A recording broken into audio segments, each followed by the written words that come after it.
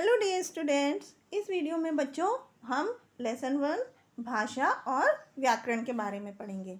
बच्चों, पुराने समय से ही मनुष्य को अपने मन के भावों को, विचारों को एक दूसरे को समझाने के लिए और दूसरों के विचारों को समझने के लिए संकेतों का सहारा लेते थे आदिवासी, आदि मानव। लेकिन संकेतों से या हिंट से अपनी पूरी बात समझना या समझाना बहुत मुश्किल होता था। तो इस दिक्कत को दूर करने के लिए उसने अपने मुंह से कुछ आवाज़ें निकाली और हर एक चीज़ के लिए एक अलग ध्वनि तय की, अलग आवाज़ को फिक्स किया। तो यहीं से भाषा का जन्म हुआ, अर्थात ध्वनियों से शब्द बने, शब्द से वाक्य बने और वाक्य से भाषा बनी। तो भाषा क्या हुई बच्चों? भाषा भाष धातु से बना है, जिसका मतलब होता है कहना, और अर्थात हम बोल करके और लिख करके अपने विचारों को व्यक्त करते हैं और सुनकर और पढ़कर दूसरों के विचारों को समझते हैं। तो विचारों के इस आदान प्रदान को हम भाषा द्वारा करते हैं। भाषा के थ्रू हम अपनी बातों को दूसरों तक पहुंचाते हैं और दूसरों की बातों को समझते हैं। तो भाषा क्या हुई? भाषा वह समर्थ साधन है, वो माध्यम है जिसके द्वारा हम अपने भावों और विचारों का आदान प्रदान करते हैं। तो भाषा का मुख्य काम क्या हुआ कि बोलने वाले की बात को दूसरों तक पहुंचाना, और भाषा के माध्यम से ही मनुष्य बोल करके या लिख करके अपने विचारों को दूसरों तक पहुंचाता है। तो इस तरह से भाषा के दो रूप माने गए हैं, पहला भाषा का मौखिक रूप और दूसरा लिखित रूप। तो इस तरह से भाषा मौखिक भाषा यानी ओरल लैंग्वेज और लिखित भाषा यानी कि रिटन लैंग्वेज होती है। तो मौखिक भाषा में हम मुंह से बोलते हैं, उसे मौखिक भाषा कहते हैं, और दूसरा व्यक्ति सुन करके बात को समझता है। क्योंकि उसमें मुंह से बोला जाता है इसलिए उसको कथित या उच्चरित भाषा भी कहते हैं। और लिखित भाषा में भाषा को हम लिख करके समझाते हैं और दूसरा व्यक्ति पढ़ करके उस बात को समझता है। तो इसे भाषा का स्थायी रूप होता है जो भाषा को सुरक्षित रखता है। मतलब जो लिखी हुई कोई भी भाव या विचार होता है वो लंबे समय तक स्थायी रहता है। तो इसलिए लिखित भाषा को हम भाषा का मानक रूप बोलते हैं, स्टैंडर्ड स्वरूप बोलते हैं। अब है बच्चों भाषा की विशेषताएं। किसी भाषा में क्या क्या विशेषताएं होती हैं? सबसे पहले भाषा भावों और विचारों को प्रकट करने वाली ध्वनि संकेतों का समूह है। ध्वनि संकेत मतलब आवाज़ों का। तो ये संकेत मौखिक भाषा के अंग है, क्योंकि मौखिक ओरली हम बोल करके ध्वनि को हम सिर्फ बोल सकते हैं, लिख नहीं सकते हैं। तो ये सारी जो ध्वनि संकेत होते हैं ये एक व्यवस्था के, एक फिक्स सिस्टम यानी कि क्रमबद्ध तरीके से आपस में बंधे हुए होते हैं। इन्हीं ध्वनि संकेतों के द्वारा, मतलब यही जो आवाज़ें हैं इन्हीं के द्वारा शब्द बने और फिर उनसे वाक्य बने। तो भाषा का सिर्फ एकमात्र उद्देश्य होता है अपने विचारों या भावों का आदान प्रदान करना। अब हम लिखित भाषा का महत्व समझते हैं कि भाषा का जो लिखित रूप होता है उसका बहुत ज़्यादा महत्व होता है।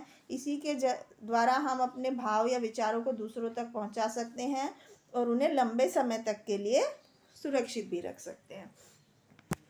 अब बच्चों अगला होता है लिपि। लिपि क्या होता है? मौखिक भाषा की मूल ध्वनियों को लिखकर प्रकट करने के लिए निश्चित किए गए चिन्हों को हम लिपि कहते हैं। अर्थात जो मौखिक भाषाएं होती हैं उनकी जो ध्वनियाँ, आवाज़ें होती हैं, उसको हम जब लिखते हैं तो उसको लिखने के लिए कुछ निश्चित चिन्ह निर्धारित किए गए हैं जिसको हम लिपि कहते हैं। तो भाषा को लिखने की इस विधि का उद्देश्य भाषा के मौखिक स्वरूप को एक मानक लिखित स्वरूप प्रदान करना है। संसार में अलग अलग भाषाएं अलग अलग लिपियों में लिखी जाती हैं, जैसे हिंदी, मराठी, संस्कृत, नेपाली और गुजराती भाषा देवनागरी लिपि में लिखी जाती है। पंजाबी भाषा गुरुमुखी, अरबी और उर्दू फारसी भाषा में, फारसी लिपि में, और अंग्रेजी की रोमन लिपि है। तो इस तरह से अलग अलग भाषाओं की अलग अलग लिपियाँ होती हैं। अब हम पढ़ते हैं बच्चों बोली, उपभाषा और भाषा। बोली क्या होती है? भाषा का जो क्षेत्र होता है बहुत ही विशाल होता है, मतलब बहुत ही बड़ा होता है। इसलिए बहुत सारे इसके जो स्थानीय रूप हैं उनका जन्म हो जाता है। मतलब कि जिस किसी एक छोटे एरिया, छोटे स्थान में भाषा अलग तरह से थोड़ा सा बदलाव हो जाता है। तो जो एक क्षेत्र विशेष तक ही सीमित रहता है, मतलब एक छोटे हिस्से के लिए, छोटी जगह के लिए भाषा का कुछ रूप बदल जाता है, इसी स्थानीय रूप को हम बोली कहते हैं। इसका प्रयोग बोलचाल के लिए ही होता है, इसका कोई लिखित साहित्य नहीं होता। तो हमारे देश में हिंदी की कई बोलियां हैं, जैसे भोजपुरी, हरियाणा में हरियाणवी, बुंदेलखंड में बुंदेली, गढ़वाली, मारवाड़ी, इस तरह से ये थोड़े जगह के लिए थोड़े स्थानीय भाषाएं हैं जिनको हम बोली बोलते हैं। इसके बाद है उपभाषा। उपभाषा का क्षेत्र बोली की तुलना में ज़्यादा बड़ा होता है। इसमें साहित्य की भी रचना होती है और बोली की अपेक्षा इसका रूप ज़्यादा विकसित होता है, जैसे कि ब्रज भाषा, अवधी, मैथिली, ये बोलियां हैं, लेकिन इनके बदले हुए रूप में उच्च कोटि का साहित्य उपलब्ध है। जैसे ब्रज भाषा में सूरदास ने सूरसागर लिखा है, अवधी में तुलसीदास ने रामचरितमानस लिखा है, और मैथिली में विद्यापति ने पदावली लिखी है। तो इस तरह से जो स्थानीय भाषाएं यानी कि बोलियां और ज़्यादा विकसित हो जाती हैं, उनको हम उपभाषा कहते हैं। अब हम हिंदी की कुछ उपभाषाएं और बोलियां देखते हैं। तो बोलचाल की सुविधा और क्षेत्रीयता को ध्यान में रखकर हिंदी को 5 उपभाषाओं में बांटा गया है। सबसे पहले पश्चिमी हिंदी, जैसे कि खड़ी बोली, हरियाणवी, ब्रजभाषा, बुंदेली। फिर पूर्वी हिंदी, अवधी, बघेली, छत्तीसगढ़ी। फिर बिहारी हिंदी, जो कि भोजपुरी, मगही, मैथिली। और पहाड़ी हिंदी, जिसे हम गढ़वाली, कुमायूनी, मंडियाली बोलते हैं। और राजस्थानी हिंदी को हम मेवाती, मारवाड़ी, मेवाड़ी, इस तरह से बोलते हैं। तो ये बात एकदम स्पष्ट है कि बोली और उपभाषा की तुलना में भाषा ज़्यादा परिष्कृत, परिमार्जित, शुद्ध और व्याकरण के नियमों पर खरी उतरने वाली होती है। इसके पास बहुत ज़्यादा शब्द भंडार होते हैं। भाषा में व्याकरण और लिखित और मौखिक हर तरह का साहित्य होता है। ये विचारों को आदान प्रदान में पूरी तरह सक्षम और समर्थ होती है। सामान्य मनुष्य से लेकर विशेष मनुष्य तक सभी लोग बेरोक टोक इसका प्रयोग करते हैं। अब हम पढ़ते हैं राजभाषा, संपर्क भाषा और राष्ट्रभाषा। राजभाषा क्या होती है बच्चों? पूरे देश के सभी शासन के कार्यों के संचालन के लिए निश्चित की गई भाषा को ही हम राजभाषा कहते हैं। या हम यूँ कहें कि जिस भाषा में देश के सभी शासन कार्य किए जाते हैं, शासन कार्यों का संचालन किया जाता है, उसे हम राजभाषा कहते हैं। तो 14 सितंबर सन 1949 ईस्वी को जब भारत की संविधान सभा ने हिंदी को भारत संघ की राजभाषा के रूप में अंगीकृत किया था। हमारे संविधान के अनुच्छेद 343 के अनुसार हिंदी भारत संघ की राजभाषा है। उत्तर प्रदेश, मध्य प्रदेश, बिहार, झारखंड, राजस्थान, हरियाणा, दिल्ली, हिमाचल प्रदेश आदि राज्यों में हिंदी ही प्रयोग की जाती है। यहाँ के लोगों की मातृभाषा हिंदी ही है और हिंदी भाषी क्षेत्र कहलाते हैं। ये जो राज्य हैं ये हिंदी भाषी क्षेत्र कहलाते हैं। इन राज्यों में हिंदी की बहुत सारी उपभाषाएं और बोलियां भी फेमस हैं। जैसे पंजाब, महाराष्ट्र, गुजरात में हिंदी को दूसरी भाषा की जगह मिलती है और शेष प्रांतों में हिंदी का प्रयोग संपर्क भाषा के रूप में किया जाता है।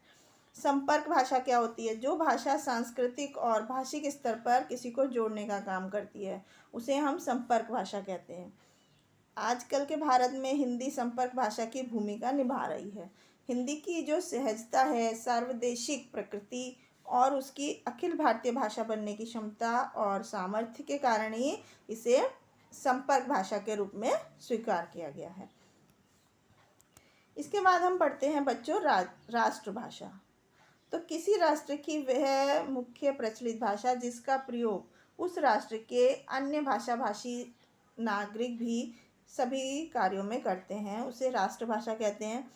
हमारे देश के सभी राज्यों में हिंदी के पढ़ाई की व्यवस्था है। ये साहित्य, ज्ञान, विज्ञान, वाणिज्य, शिक्षा का माध्यम और तकनीकी कार्यों की भाषा के रूप में भी लगातार विकास की तरफ बढ़ रही है। इसलिए हिंदी को ही हमारी राष्ट्रभाषा कहा जाता है। इसके बाद हम बच्चों पढ़ते हैं व्याकरण के बारे में। तो हर एक भाषा में एक व्यवस्था होती है, एक प्रकार की व्यवस्था होती है। जहाँ भी कोई व्यवस्था होती है वहाँ उसके कुछ नियम भी होते हैं। तो हर एक भाषा कुछ नियमों से बंधी हुई होती है। तो नियमों की इस पूरी व्यवस्था को ही हम व्याकरण कहते हैं। तो भाषा का निर्माण हमेशा व्याकरण से पहले होता है। किसी भाषा के व्याकरण का पूरी तरह ज्ञान होने पर ही कोई व्यक्ति उस भाषा को अच्छी तरह से व्यवहार में ला सकता है। और व्याकरण क्या होता है? व्याकरण हमें भाषा के शुद्ध प्रयोग को सिखाता है। उदाहरण के लिए यदि हम कहें लड़का चल रही है तो ये गलत हो जाएगा, लेकिन व्याकरण हमें बताता है कि इसको सही तरह से किस तरह लिखा जाएगा कि लड़का चल रहा है। इसलिए व्याकरण भाषा के शुद्ध रूप का ज्ञान कराने और उसके शुद्ध रूप को सिखाने वाला शास्त्र होता है। अब हम पढ़ते हैं व्याकरण के अंग। व्याकरण के 3 अंग होते हैं: वर्ण विचार, शब्द विचार और वाक्य विचार। सबसे पहले वर्ण विचार। शब्दों की रचना हम वर्णों को जोड़ करके करते हैं, इसलिए वर्ण विचार में हम वर्णों के रूप का ज्ञान प्राप्त करके उनके बोलने और लिखने की तरीके पर ध्यान देते हैं। दूसरा होता है शब्द विचार। तो आपको पता है कि हर एक भाषा में बहुत ज़्यादा शब्द भंडार होता है। भाषा अपनी ज़रूरत के हिसाब से शब्दों का निर्माण करती है या उन्हें अलग अलग स्रोतों से लेती है। तो शब्द विचार के अंदर हम शब्दों के भेद, उनकी उत्पत्ति, बनावट और परिवर्तन के बारे में पढ़ते हैं। इसके बाद होता है वाक्य विचार। बच्चों, आपको पता है वाक्य के द्वारा ही हम अपने भावों की अभिव्यक्ति करते हैं, अपने भाव को, विचारों को व्यक्त करते हैं। तो इसलिए वाक्य विचार के अंदर हम वाक्यों की रचना, उनके भेद, विग्रह और विराम चिन्हों के प्रयोग आदि के बारे में पढ़ाई करते हैं। इसके बाद हम बच्चों पढ़ते हैं कंप्यूटर और हिंदी। आज हिंदी का व्यवहार क्षेत्र फैलता जा रहा है, इसे बोलने सीखने वालों की संख्या बढ़ती जा रही है। विश्व के बहुत सारे विश्वविद्यालयों में हिंदी पढ़ाई जा रही है, इसलिए हिंदी शिक्षण मतलब पढ़ाना और पढ़ना के क्षेत्र में कंप्यूटर का भी प्रवेश हो चुका है और ये दिन प्रतिदिन बढ़ता जा रहा है। हिंदी के अखबार और पत्रिकाएं इसके द्वारा पढ़े जा सकते हैं। कंप्यूटर के थ्रू हम हिंदी के अखबार पढ़ सकते हैं, पत्रिकाएं यानी मैगजीन्स पढ़ सकते हैं। बहुत सारी ऐसी वेबसाइट है जिसमें हम हिंदी साहित्यकारों के बारे में जानकारी मिलती है। इंटरनेट के द्वारा हम हिंदी में ईमेल भेज सकते हैं और अपना ब्लॉग भी हिंदी में बना सकते हैं। और यही नहीं, इंटरनेट के द्वारा हिंदी भाषा घर बैठे भी हम सीख सकते हैं। तो इस तरह से कंप्यूटर का हिंदी भाषा के विकास में बहुत योगदान है। अब हम हिंदी के विषय में कुछ विशेष जानकारी लेते हैं। तो हिंदी के पहले व्याकरण की रचना डच विद्वान कैटलॉग ने की थी और हिंदी साहित्य का पहला इतिहास फ्रांसीसी विद्वान गारसा द तासी ने लिखा था। और हिंदी भाषा के पहले हिंदी समाचार पत्र उद्दंत मार्तंड का प्रकाशन सन 1926 में कोलकाता से हुआ था। और हिंदी भाषा की पहली बोलती हुई फिल्म आलामारा थी। और हिंदी भाषा की पहली आधुनिक कहानी उसने कहा था थी। तो इस तरह से आपने हिंदी के बारे में, हिंदी भाषा के बारे में इतनी सब बातें जानी। अब हम एक नज़र में फिर से उन सब चीज़ों को दोहराते हैं। विचारों के आदान प्रदान के माध्यम को हम भाषा कहते हैं। भाषा के 2 रूप होते हैं, मौखिक और लिखित। और भाषा के क्षेत्रीय रूप को हम बोली कहते हैं। और भाषा का मान्य तथा स्वीकृत रूप मानक भाषा कहलाता है। ध्वनियों के लिए निर्धारित चिन्हों को लिपि कहा जाता है। और व्याकरण वह शास्त्र है जो हमें भाषा के नियमों की जानकारी देता है। और व्याकरण के मुख्य रूप से 3 अंग होते हैं: वर्ण विचार, शब्द विचार और वाक्य विचार। तो इस तरह से बच्चों आपने देखा है, इस लेसन में हमने भाषा और व्याकरण के बारे में कुछ बातें समझी। आशा है आपको समझ में आई होंगी। Thank you.